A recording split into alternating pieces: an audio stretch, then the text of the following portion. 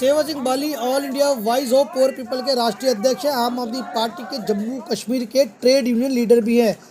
जम्मू में आज सेवा सिंह बाली ने प्रेस वार्ता कर मीडिया को बताया है कि एनएचआरएम जो एम्प्लॉय थे वो है मेडिकल कॉलेज के बाहर प्रोटेस्ट किया था, जिसमें खुद सेवा सिंह बाली भी नर्सों के साथ उस प्रोटेस्ट में शामिल थे।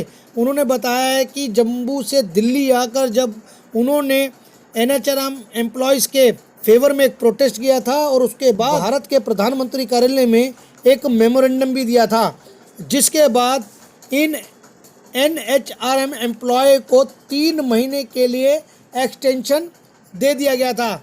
परंतु सेवा सिंह बाली ने यहाँ बताया कि इन अनुभवी बच्चों को, ट्रेंड बच्चों को 3 महीने का एक्सटेंशन देना इनके साथ खिलवाड़ है और साथ साथ डेवलपमेंट के साथ भी खिलवाड़ है।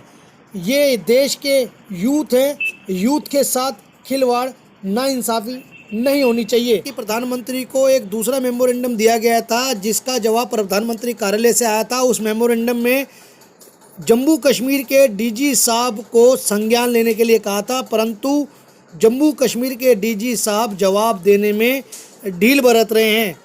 सेवा सिंह बाली ने प्रेस कॉन्फ्रेंस में यह भी बताया कि जिस तरीके से जम्मू कश्मीर में गोलियां बरसाई जा रही है निहत्थे लोगों पर, यह बड़ा ही गंभीर मामला है।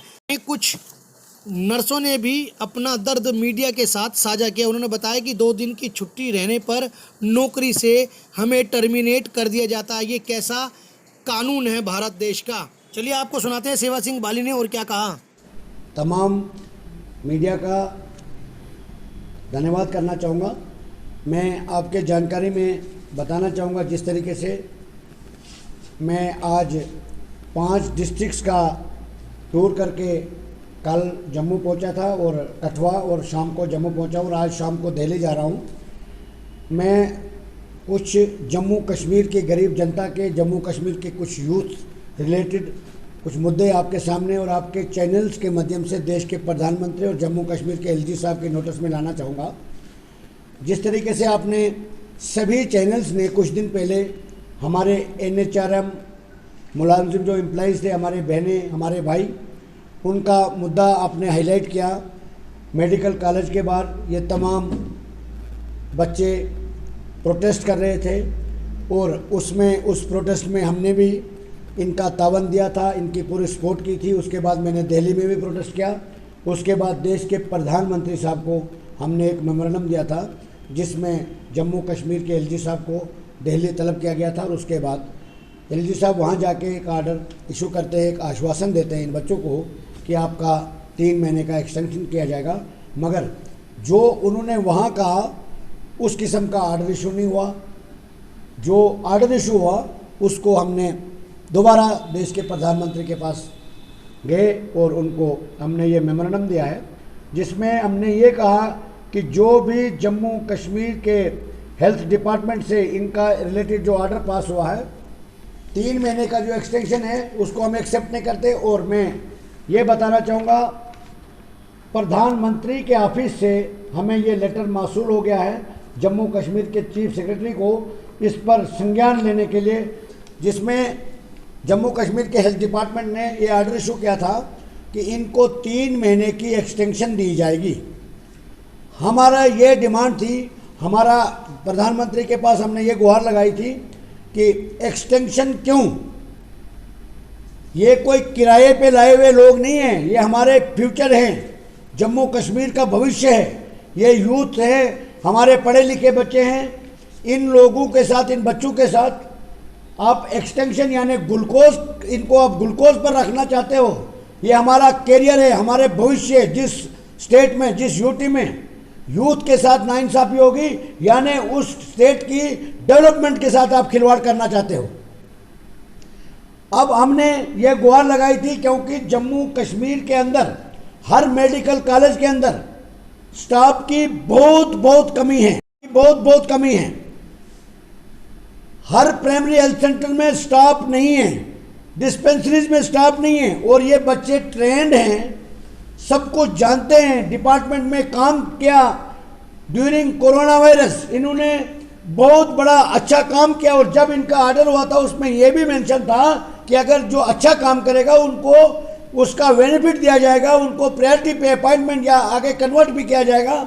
और आज ये नौबत आ चुकी कि इनको सड़कों पर आना पड़ता है और 3-3 महीने की एक्सटेंशन दी जाती है, उसको हम कतई बर्दाश्त नहीं करेंगे।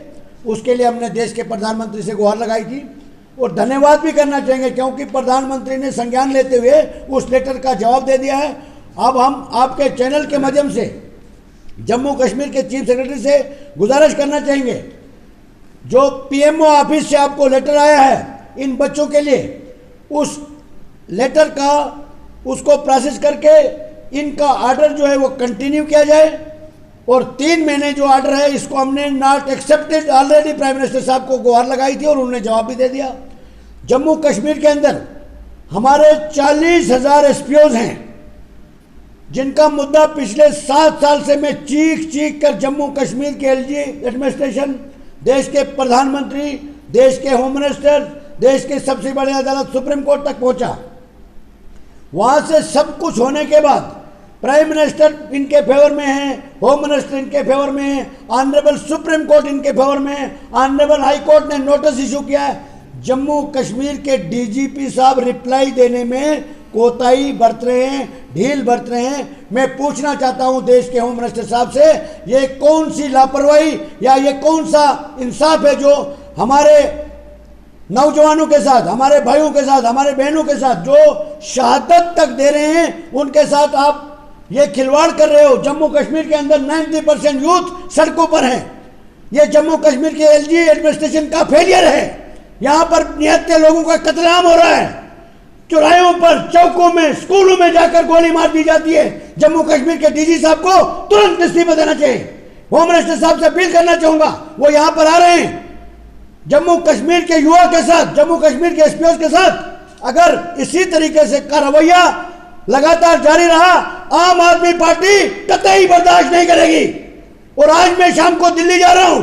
दिल्ली के मुख्यमंत्री, आम आदमी पार्टी के कन्वीनर जनाब अरविंद केजरीवाल साहब के नोटिस में सारी जम्मू कश्मीर की ये जानकारी देना चाहूंगा। के लिए बोला, इंसाफ गुहार लगाई, मैंने किसी की खिलाफ वर्जी नहीं की, लेकिन उसका फल मुझे ये मिलता है कि 2 दिन में बीमार होने की वजह से ना जा पाई, वो रीज़न देकर मुझे टर्मिनेट कर दिया जाता है। जो बोलने वाला है, इंसाफ मांगने वाला है, इंसाफ की गुहार लगाने वाला है, उसके साथ ये इंसाफ किया जाता है कि उसको टर्मिनेट कर दिया जाता है। मैं पूछना चाहूँगी, देश के पीएम साहब से पूछना चाहूँगी, क्या यहाँ पे इंसाफ मांगने वालों के साथ यही इंसाफ होता है? क्या उनको बाहर कर दिया जाता है? क्या गलती थी मेरी परफॉर्मेंस ख़राब कर दी?